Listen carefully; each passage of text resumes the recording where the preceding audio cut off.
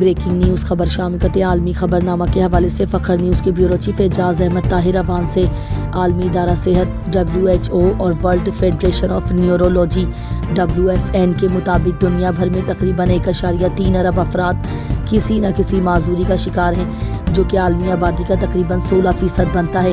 ان میں سے تقریباً 93 ملین بچے ہیں۔ معذور افراد کی 80% تعداد ترقی پذیر ممالک میں رہائش پذیر ہے۔ پاکستان میں ایک اندازے کے مطابق معذور افراد کی تعداد تقریباً 70 لاکھ ہے، جن میں سے 65% دیہی علاقوں میں اور 35% شہری علاقوں میں مقیم ہیں۔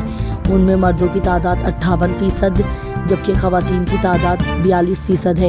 یہ اعداد و شمار ظاہر کرتے ہیں کہ معذور افراد دنیا کی سب سے بڑی اقلیتوں میں سے ہیں اور ان کی فلاح و بہبود کے لیے خصوصی توجہ اور اقدامات کی ضرورت ہے۔